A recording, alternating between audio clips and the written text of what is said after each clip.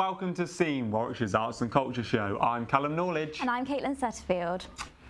Now, as you can see, I have another co-presenter with me today, the lovely Caitlin, because all the other presenters are literally dropping like flies. That's right, Callum, and I think it might be because of you. Cheers. Thank you, Caitlin. Good start. Anyway, we hope Brianne and Becky get well soon, but as we always say here at Scene, the show must go on.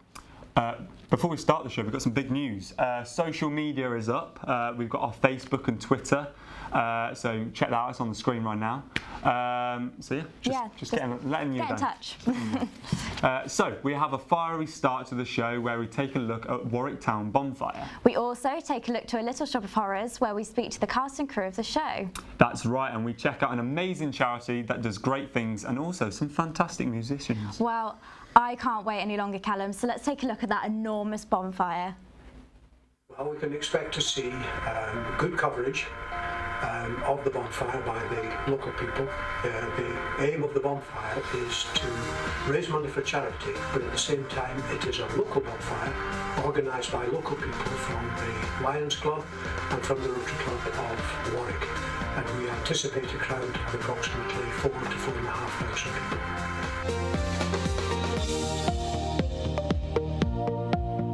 Well, the monies that are raised are divided into two. Half goes to the Rotary Club of Warwick and half goes to the Lions Club of Warwick, and it's up to those individual clubs to decide where that money should go. Warwick Town Bonfire has been running for just on 30 years now.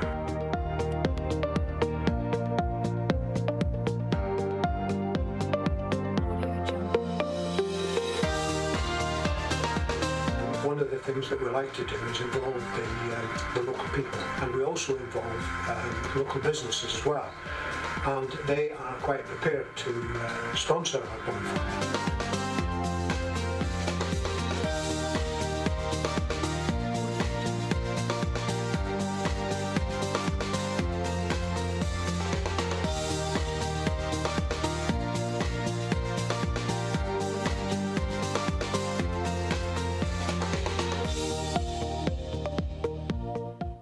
That looked amazing. I'm so disappointed I missed that. Yeah, it did look good. We should go next year. Yeah, us too. Yeah. Yeah, really, yeah, great. Thanks. Brilliant. Yeah. Anyway, talking about great events to go to, we have a production of The Little Shop of Horrors, which is being played at the Loft Theatre in Leamington Spa. So, the Scene crew went down this week to see what they were getting up to. Let's take a look. My name's Chris Kilby-Smith and I'm playing Seymour. It's about a guy who works in a flower shop and he hasn't got much in his life, and then he finds this little plant which he starts to water and look after, and then it turns out to be a man-eating plant that wants blood, and he has to try and help the plant survive because it's the only way of keeping the shop open. Audrey is Seymour's co-worker. She works in the florist with him, and he's got sort of a little thing for her. How do you like that, stupid thing? Forgets her friggin' sweater. Christ, if your stupid head weren't screwed up! Why that hurt? Move it! She's got a horrible boyfriend who Seymour really doesn't like, and who the plant is quite interested in. I would read the script first and have a meeting with Tim, who's the director, about what he needs from the set, what items he needs definitely to be in there and everything like that. Then I went away and did research on previous Little Shop of Horror sets, anything that had come up, and just picked and pulled bits that I liked from everything. The show's running from the 2nd to the 12th of December, and tickets are from £12.50. Wow, what a great production. Yeah, it was great. I know. Did you know I was actually once in a production of The Little Shop of Horrors? Really? Yeah. What were you? Chorus. Oh, whoa. Don't say like the chorus is nothing. If there was no chorus, there'd be no show. Thanks, Callum, you're such a good friend. Thank you. Right. So why not go down and see this fantastic production at the Loft Theatre? It's on from the 2nd to the 12th of December and tickets start from £12.50. It's a great evening out. It is, and great value for money. Yeah. Now, charities are always in need for donations for them to do the amazing work that makes a difference to many people. A local charity, Gift to Lift, is one of many charities that help the lives of other people, and a Gift to Lift supports blood cancer patients. So let's take a look at their story.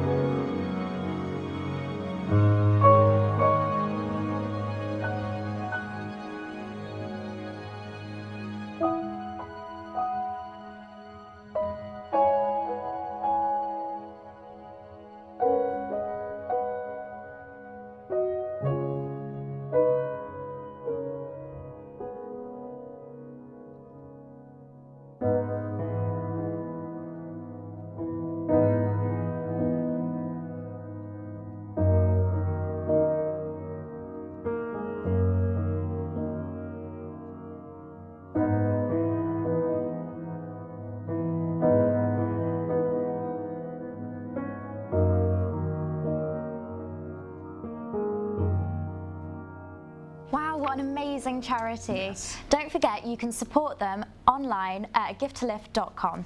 So we have some upcoming events. We've got coming up next week, we have Queen Anne at the RSC. That's Thursday the 19th at 7:30. We also have more stuff going on at the RSC, which is Wendy and Peter Pan on Friday the 20th, also at the RSC on 7:15. And also, it's the Stratford Christmas Lights Switch on Thursday the 26th of November, so make sure you make your way down to that. And then we have an evening with Nick Owen, the legendary TV presenter. We'll be hearing a lot more about that later on, I can assure you. This space. So we're going to pass you over to some great musicians. It is Jamal and Harrison performing The Thrill by Miguel.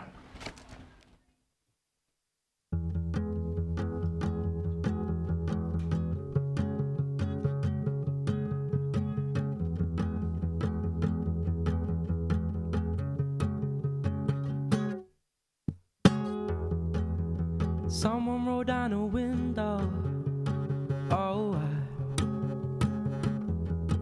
'cause I just wanna feel the wind blow in my face, yeah. Girl, these moments come one blink at a time. That's why I never wanna close my eyes. Well, yeah. And I can feel it right in the air tonight, darling. We start the kind of trouble you can take, yeah. Stand I can't wait, no, darling, I can't wait, 'cause it's the thrill I feel my heart beat race, and I can't wait, no, I can't wait. Jimmy, Johnny and Jack, no, shoot 'em up, shoot 'em down, it's a shoot up. We jack it out, we never back down, never chase, never waste and never hesitate, no. And these moments come one blink at a time. That's why I never wanna lose my mind. We'll call it air, and I can feel it right in the air tonight, darling. We start the kind of trouble you can take, yeah. Stand I can't wait, no, darling, I can't wait, 'cause it's the thrill I feel my heart beat a race, and I can't wait, no, I can't wait.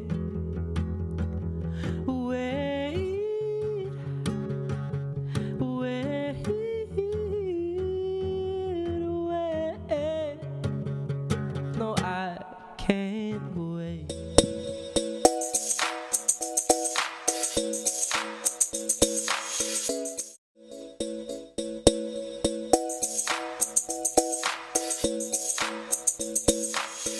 Hello, welcome to part 2 of Scene. My name's Nick Owen. We've got some terrific stuff lined up for you, I can tell you. Excuse me. Sorry, problem? This is our show. Oh, sorry, yeah. It's instinct. See the red light and I go. Oh. Too used to it. Right. Too used to Well, it. it's lovely to have you here, Nick. Thank you so Good much to be for here. coming Thank in. you for asking me. Now, before we start, let's take a look at your career as a reporter. Oh, no. I know. It's 7:48. This is Good Morning Britain. I'm delighted to say we have with us this morning David Frost, who conceived and...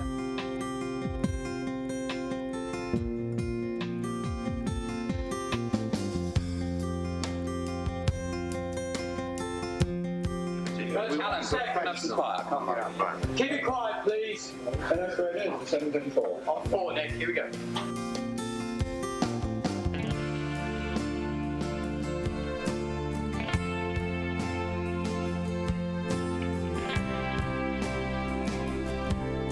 I've got to say, it's been a bad luck. It's what we like to see, isn't it? you jolly. I think it sort of remains for me to say what a great show it's been having Rob Hull and Emu here, and thank goodness he accepted the fiver that I gave him early, not to and join us again if you can. Bye for now. Stop it. Have a good weekend. Good evening, and while the rest of the major footballing nations of the world look exclusively towards Italy. Are you aware that our Prime Minister has called you a complete idiot? Yes, I'm aware. What does that make you feel? Not great. Oh dear, the memories. It does. The breakfast television stuff, you know, is going back 3 years or something now. Oh, it's brilliant. Well, I suppose the best way to start off this is from the beginning of your career. You studied classics like Latin, Greek at university. Did you always have a passion for writing? Yeah, I've always enjoyed writing. I mean, even when I was sort of 8, 9 or 10 at school, I created a little school newspaper and actually invented a sort of table tennis competition that I could write about. So I did, you know, enjoy that sort of thing. I mean, I wasn't particularly bright at school. I didn't stand out or anything like that, but I did have a real passion for writing stuff. And I loved the news. I read the newspapers avidly. So, you know, when I was at university, I think, what on earth am I going to do? People thought I was going to be a teacher or a lawyer or something like that with a degree in classics, but I wanted to try journalism, so I applied to a load of newspapers and ultimately got a job in Yorkshire at the Doncaster Evening Post. And then after that you started on a local radio. What made the change? What was the change about? Well, I mean, the thing is, I was at the Birmingham Post and I was sort of quite enjoying it, but not totally convinced it was what I wanted to do. And then local radio started, because it didn't, you know, exist in the 60s, it started in the 70s. So in the end, I did apply to the BBC. The first 2 jobs I applied for actually in the Midlands Today newsroom as a sort of producer or helping with production. I got turned down twice, which is a bit ironic when you think that I've now been presenting it for 17 years. But anyway, but I did get a job on local radio in the end as a producer, which meant sort of writing stuff, reporting stuff, presenting stuff, absolutely everything, cutting tapes with razor blades and things. And I started doing that. And once I got into that, I suddenly realised this is what I wanted to do. So then you moved from the Birmingham local radio to the television channel ATV in 1978. So what was that like? How did you feel from being on our radio to on our television? Yeah, well, that's another challenge really, because although I'm used to broadcasting and talking to a microphone and delivering in the right way and stuff like that, and commentating even on football and whatever, the whole new dimension is talking to a camera. It's a ridiculous job, really. Bonkers, isn't it? You talk to a lump of metal. So, you know, that was the whole new thing, and learning about whole techniques about broadcasting on television was a hell of a challenge. But again, I sort of settled into it. I took a bit of a risk because I had a staff job at the BBC and I went on a contract job at ATV, which meant after 6 months they could have said, sorry mate, you're no good, off you go, and that would be the end of it. I'll be out of work. But luckily it worked out, and 37 years later here I am, you know. Yeah, I was actually just about to ask, what was it like broadcasting the news back then compared to now? What's different about it all? Massively different technically. I mean, little things like you take for granted now, if you want to watch some film of something, you just press a button and it's there. In those days, it had to have a run-up, VTR, videotape recording, it had to have a run-up. So if you were delivering a link, you'd hear the director say in your ear, roll VT, videotape, and you knew there was going to be 15 seconds before those pictures actually arrived. And so if he hadn't said roll it, you knew when you finished your last sentence there was going to be a gap of at least 15 seconds. He said, oh my God, roll it! And so I always used to write extra bits of link so that I had 15 seconds to say if I needed to fill that gap. So things like that were very different. You go out on an interview and you could have a cameraman, an assistant cameraman, a lighting man, an assistant lighting man, a sound man, assistant sound man, and a director. You know, all these people now, you just go out with one camera and the guy does absolutely everything. Was it a lot harder back then? In many ways, in many ways, because everything took so much longer. It was so much more elaborate. But the essence of it is the same. You do interviews, you have to think of your questions and react in the right way. You have to write your scripts, you have to talk to camera or whatever it is. So the essence is the same. It's the technicalities around it are so different. Right. So we have some footage of you interviewing Brian Clough. Oh, the great Brian Clough, in 1980. So let's take a look. Well, happy birthday, Brian. Congratulations. You really proved everyone wrong on Wednesday, didn't you? Well, conscious of taking a lot of stick we were, having lost the League Cup final. We were very conscious of the fact people had written us off. How did you feel personally deep down before that match? Because there's a lot on it, wasn't there? Gosh. Wow. How does it feel watching Don't look any different, do I? No, not at all. Give or take 30 years. Cool. How does it feel watching that back then? It is weird. It's very weird seeing yourself actually talking and doing stuff so long ago. I mean, it was really a long. It is. If that's 1980, it's 35 years ago. I mean, it's just an astonishing thought, really. And it was always a challenge interviewing Brian Clough because you never know what Brian Clough would turn up. Sometimes he was very difficult. So, what was it like working for ATV in the late 70s, early 80s? What were your fondest memories? Well, there's lots of things really. I mean, there was lots going on at ATV. Crossroads, which is a very popular soap opera which went out 5 nights a week, that was recorded there, so there were loads of actors and actresses from that moving around. There was a game show called Bullseye going on, and that was going on. New Faces, which was the equivalent of X Factor today, when people are making their name for themselves, who are very famous now. So there's a lot of activity in the building, and my boss was the former captain of England, Billy Wright. He's captain of England, captain of Wolves, played 20 years for Wolves, never sent off, never booked, 105 caps for his country. He's a great bloke to work with, and just the whole camaraderie and learning to understand how television worked and meeting some really big deal people and becoming friends with Anne Diamond, who was a reporter there, and we ultimately ended up doing 1,000 or so programmes together on national television. Chris Tarrant became a very good friend because he worked on a programme called Tiswas as well as being a reporter in the ATV newsroom, and now he's one of my best mates and see him all the time, you know. So you know, you form some great friendships in those early days. Okay, so and then from ATV, like you just said, you went to TVAM. The start of breakfast television, yes, and I went there as a but she hadn't joined at this stage. We had presented a little bit at ATV, so we'd become friends and sort of professional partners. But she went off to do stuff at the BBC. I went off to this newfangled breakfast telly, and I went as a sports presenter. But it really struggled early on. The whole concept of breakfast television then was unknown to this country, and people didn't watch telly in the mornings. You know, in those days, people only had one television, and it was only in the living room.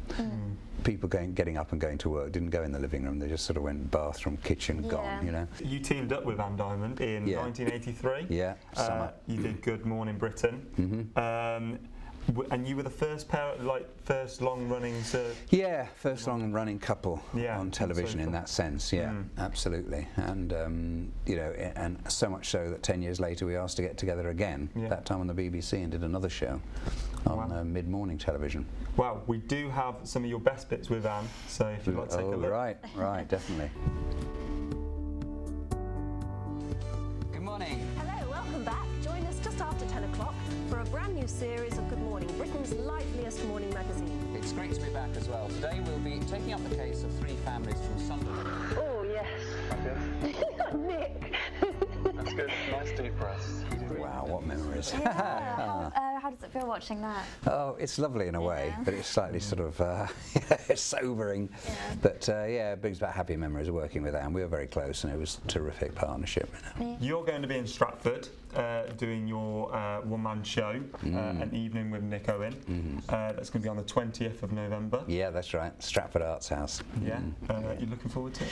Yeah, I mean, it's always great because you get to meet lots of people who you don't normally meet, people who sort of watch your programme and have watched your programme for donkey's years, some of them, you know, and people come up and they seem to be fans, which is really nice. And I just talk about, you know, the things that have gone on in my life work-wise, you know, and I've been really lucky because, I mean, for instance, I've interviewed 7 prime ministers, going back a long way, you know, to Harold Wilson and people like that. It's a great privilege to do that, and I've interviewed some, you know, really top stars in Hollywood, you know, people, actresses like Jane Fonda, the comedian Bob Hope in his Beverly Hills home with his, you know, golf course in his back garden, and Morecambe and Wise, interviewed both them, and Eric Morecambe particularly is a hero of mine because he was the director of Luton Town Football Club. I'm now chairman of Luton Town Football Club. There's an Eric Morecambe lounge, there's a Nick Owen lounge at Luton, and I'm a great friend of one of his sons, Gary, and it's lots of anecdotes, lots of hilarity, but some heavy stuff as well, and I hope it's a good mix, and I hope people enjoy it, and certainly seems to have gone down well with the last one, which I did in Redditch, you know.